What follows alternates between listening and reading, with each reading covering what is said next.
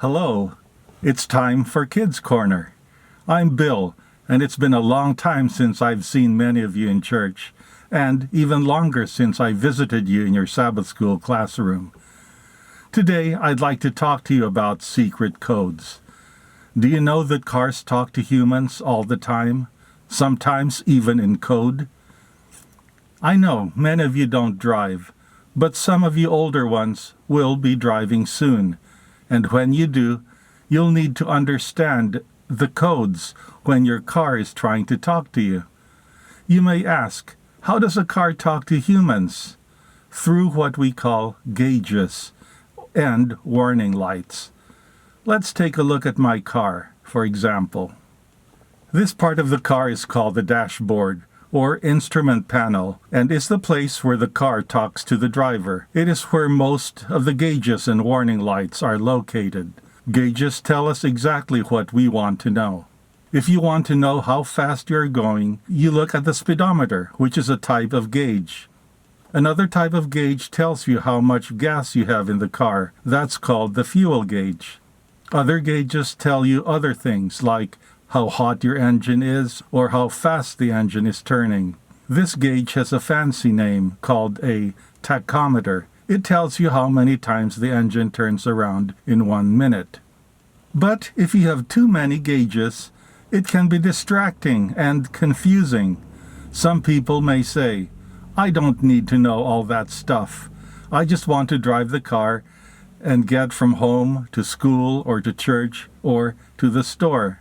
So, unlike an airplane which may have 30, 40, 50, or even more gauges, car manufacturers only put gauges that most people actually use. Some things the gauges tell us are really important to know.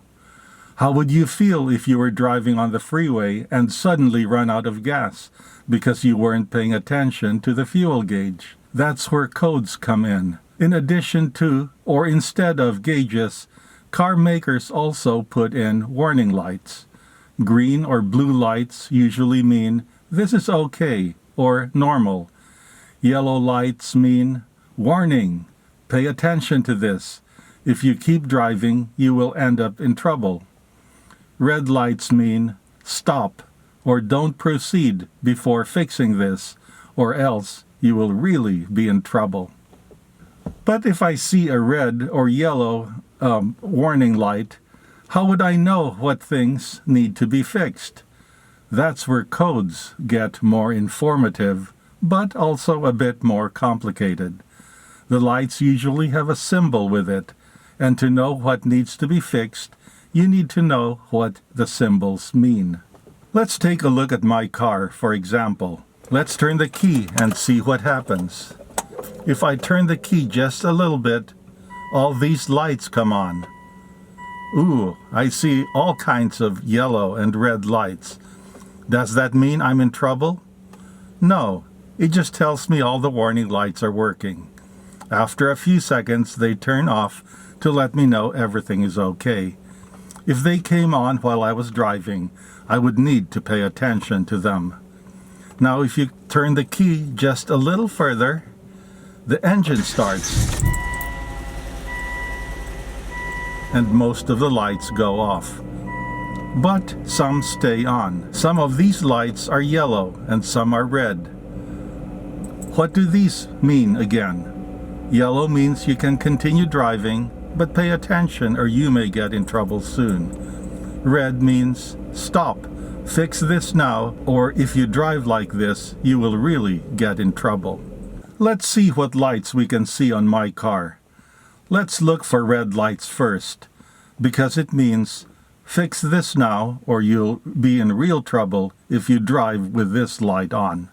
This red light says my parking brake is on, and if I drive with my parking brake on, I'll burn up my brakes. So how do I fix this red light? By releasing the parking brake. And what happens when I release the parking brake?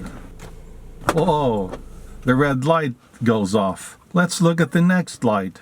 What does this yellow light mean? It has an exclamation point, so it must mean something important. If I look at the information panel here to the left, it says, time for regular maintenance. That means I can drive the car to work or school or to the store, but I may need an oil change or something like that soon. See how gauges and warning lights help us drive safely and not get into trouble?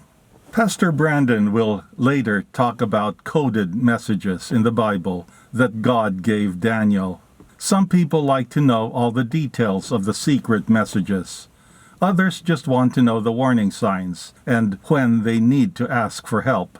Some like to study prophecies like a pilot studies all the gauges of an airline cockpit, while others just want to know when a yellow or red light flashes, telling them when they need to pay attention or stop driving. Whichever type of person you are, God has a way of communicating with you. Don't ignore the warning messages. They are meant to help us safely get from home to our final destination. That's it for now, kids. Hopefully you'll get to your next destination safely. And I'll see you soon.